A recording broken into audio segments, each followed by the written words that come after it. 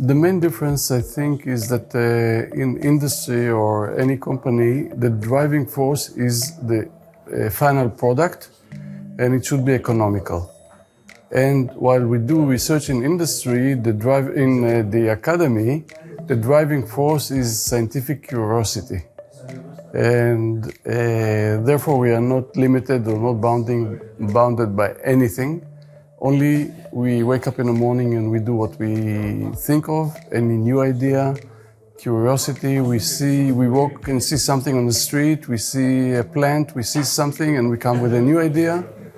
While a company cannot work like that. They have to have a defined product or process. Process actually is not sufficient, a product.